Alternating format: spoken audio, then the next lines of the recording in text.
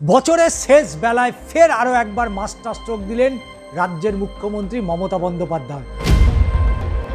আগামী দিনে রাজ্যের অর্থনীতি আরও হেঁপে ফুলে উঠবে বলেই আশাবাদী রয়েছেন মুখ্যমন্ত্রী মমতা বন্দ্যোপাধ্যায়।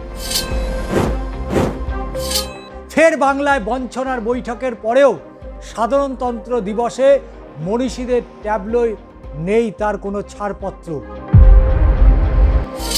প্রশিক্ষণের পরেও প্রায় 100 খানেক মাইক্রো অবজারভার এসআইআর শুনানির আগেই অব্যাহতি চাইলেন কেন কমিশনের কাছে? সরকারি কাজ শেষেই মিলবে টাকা, নয়া পোর্টাল চালু করতে মুখ্যমন্ত্রীর নয়া উদ্যোগ। 2 কোটি কর্মসংস্থান তৈরি হয়েছে, 40% বেকারত্বের কমানো সম্ভব হয়েছে, তাই বাংলার নিজের মেয়েকেই চাইছে। আবারও বঞ্চনার শিকার হয়েছে বাংলা। স্বাধীনতা আন্দোলনে বাংলার ভূমিকাকে সর্বভারতীয় মঞ্চে তুলে ধরতে বীর বিপ্লবী ও মনীষীদের ছবি দিয়ে সাধারণতন্ত্র দিবসে ট্যাবলো সাজিয়েছিল পশ্চিমবঙ্গ সরকার। কিন্তু মুখ্যমন্ত্রী মমতা বন্দ্যোপাধ্যায়ের এই মস্তিষ্ক প্রসূত সেই ভাবনাকে এখনো অনুমোদন দিল না কেন্দ্রের মোদী সরকার। 200 বছরের ব্রিটিশ শাসনের অবসান, দেশের স্বাধীনতা এসেছিল যে বিপ্লবীদের হাত ধরে, তাদের সিংহভাগই ছিলেন বাংলার মানুষ। 26-এর বিধানসভা নির্বাচনের আগে অবশ্যই ওটা অত্যন্ত গুরুত্বপূর্ণ। বাংলার বিপ্লবীদের আত্মবলিদানের কথা দেশের সামনে তুলে ধরতেই আগামী 26শে জানুয়ারি সাধারণতন্ত্র দিবসে পশ্চিমবঙ্গের ট্যাবলো থিম করা হয় স্বাধীনতা আন্দোলনের বাংলার ভূমিকা। 5টি বৈঠকের পরেও প্রতিরক্ষা মন্ত্রকের অধীনস্থ এক্সপার্ট কমিটির সদস্যরা বাংলার ট্যাবলোর যে থিম তা অনুমোদন করেনি। রাজনৈতিক প্রতিহিংসা চরিতার্থ করতেই বাংলার ট্যাবলোকে অনুমোদন দেওয়া হচ্ছে না। কলকাতার দক্ষিণের তৃণমূল সাংসদ মালা রায় এ বিষয়ে ক্ষোভ উগরে দিয়েছিলেন। তার প্রশ্ন, বাংলার স্বাধীনতা সংগ্রামী মনীষীদের নিয়ে ট্যাবলোর ক্ষেত্রে কেন গড়িমসি করলো, কেন অনুমোদন দেওয়ার জন্য এত মিটিং করা হলো, কি প্রয়োজন ছিল? যারা দেশ স্বাধীন করেছেন তাদের প্রতি শ্রদ্ধা জানিয়ে ট্যাবলো অনুমোদন দেওয়ার ক্ষেত্রে কেন্দ্রীয় সরকারের এই টালবাহানা আসলে ওদের রাজনৈতিক দীনতা এবং প্রতিহিংসা পরায়ণ রাজনৈতিক পরিচয় বহন করে। গত বেশ কয়েক বছর ধরে আমরা দেখছি বাংলার মনীষীদের বারবার হেনস্থা করা হচ্ছে। এবার 26শে জানুয়ারি সাধারণতন্ত্র দিবসে প্যারেডে কেন্দ্রীয় সরকারের থিম হলো বন্দে মাতারাম এবং সমৃদ্ধি কার মন্ত্র, অর্থাৎ আত্মনির্ভর ভারত। বন্দে মাতারাম উল্লেখ থাকছে রাজ্যের ট্যাবলো থিমেও। ঋষি বঙ্কিমচন্দ্র চট্টোপাধ্যায় রচিত বন্দে মাতারাম কিভাবে স্বাধীনতা আন্দোলনে বাংলা সহ গোটা দেশের বিপ্লবীদের কণ্ঠে ধ্বনিতে পরিণত হয়েছিল, কিভাবে বন্দে মাতারাম স্লোগান তুলে হাসতে হাসতে ফাঁসির মঞ্চে এগিয়ে গিয়েছিলেন স্বাধীনতা সংগ্রামীরা, তার উল্লেখ ছিল বাংলার এই ট্যাবলোতে। এবং এই ট্যাবলো ছিল কবিগুরু রবীন্দ্রনাথ ঠাকুর থেকে কাজী নজরুল ইসলাম থেকে শুরু করে ঋষি বঙ্কিমচন্দ্র চট্টোপাধ্যায়, নেতাজি সুভাষচন্দ্র বসু, বিপ্লবী বিনয় বাদল দীনেশ সহ এক ঝাঁক মনীষী এবং স্বাধীনতা সংগ্রামীর ছবি দিয়ে। বাজবে দেশাত্মবোধক গান। এই থিম ভাবনা জানার পরেও কেন্দ্রীয় সরকার বাংলার ট্যাবলোকে অনুমতি দেয়নি। কেন বাংলাকে বারবার বঞ্চিত করছে এবং সেই বাংলাতে ফিরে আসার জন্য, ক্ষমতায় আসার জন্য বিজেপি এত নাচানাচি করছে? এবার থেকে সরকারি কাজে শেষে 26-এর শেষে বাংলার মানুষ দেখবে, কিন্তু 25-এর শেষে আবারও মাস্টার শক। এবার থেকে সরকারি কাজের শেষের পর আর অপেক্ষা করতে হবে না, প্রায় সঙ্গে সঙ্গেই হাতে মিলবে গরমাগরম টাকা। ব্যবসায়ীদের পাশে দাঁড়িয়ে নতুন পোর্টাল চালু করেছিলেন মুখ্যমন্ত্রী মমতা বন্দ্যোপাধ্যায়। বাংলার অর্থনীতিকে আরও শক্তিশালী করে তুলতে এই উদ্যোগ বলে মনে করছেন রাজনৈতিক বিশেষজ্ঞরা। সরকারি কাজ করার পর যাতে তারা টাকা পেতে কোনো সমস্যায় না পড়েন, তাই এই পোর্টাল চালু করা হয়েছে।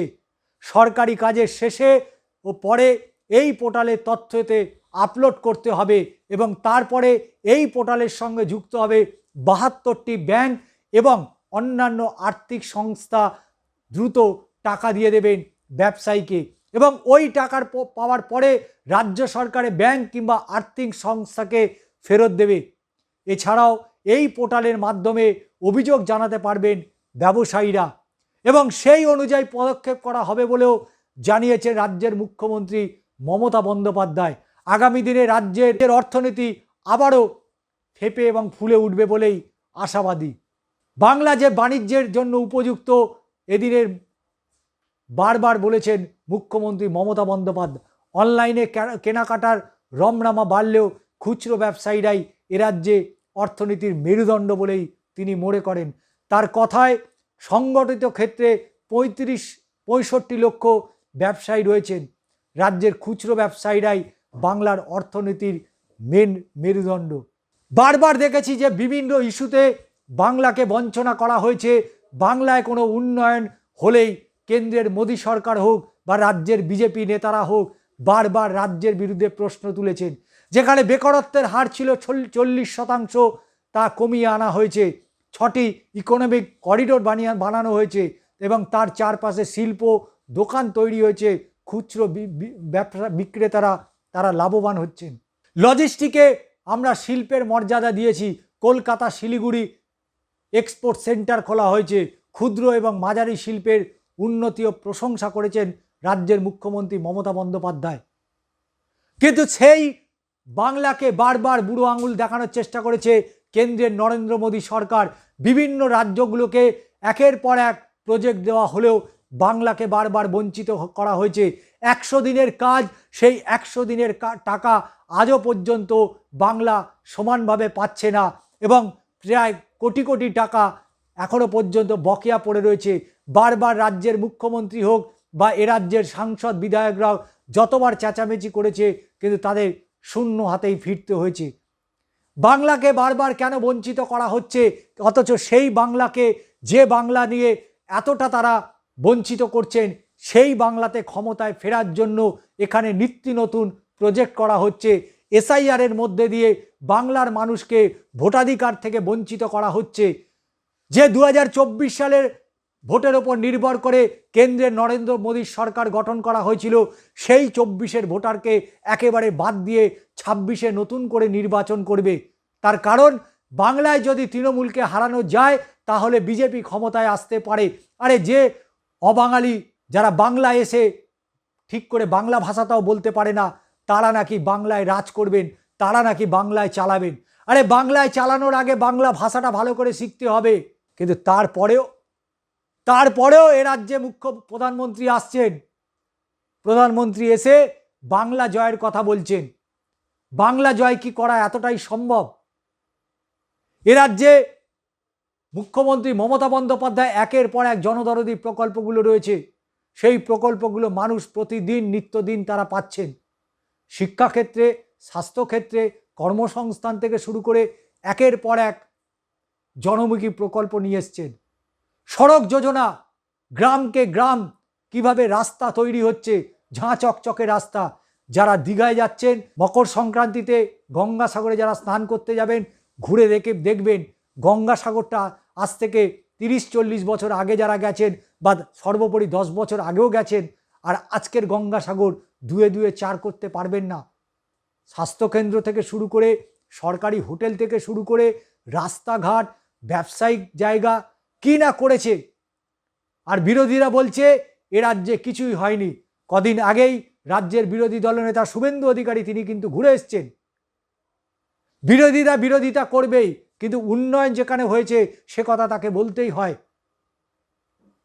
অথচ এই বাংলা, যার হাত ধরে 34 বছরে বাম সরকার একের পর এক শিল্প, যেখানে কলকারখানা বন্ধ হয়ে গিয়েছে, প্রায় 56,000 কলকারখানা বন্ধ হয়ে গেছে, বিরোধীদের দেওয়াই তথ্য। সেই জায়গায় দাঁড়িয়ে নতুন নতুন ব্যবসার পরিকল্পনা করেছেন এ রাজ্যের মুখ্যমন্ত্রী মমতা বন্দ্যোপাধ্যায়।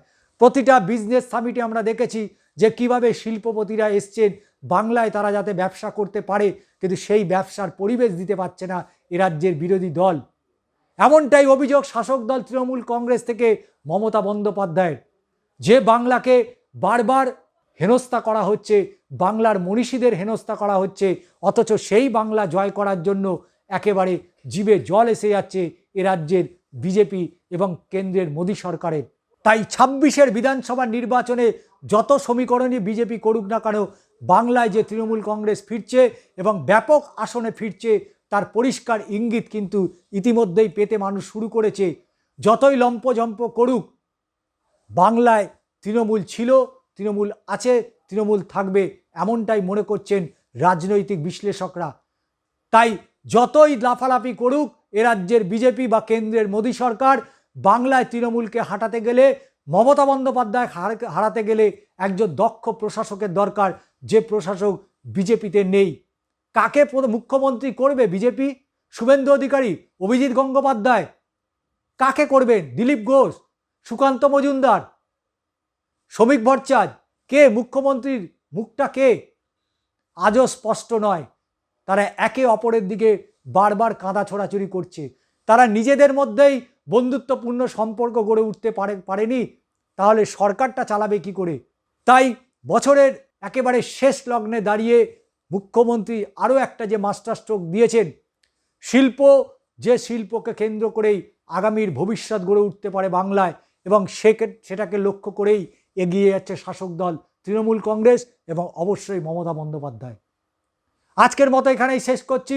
পরবর্তী ভিডিওর জন্য চোখ রাখুন দাদা দিদির রাজনীতিতে, এবং অবশ্যই আপনাদের গুরুত্বপূর্ণ মতামত জানাতে ভুলবেন না।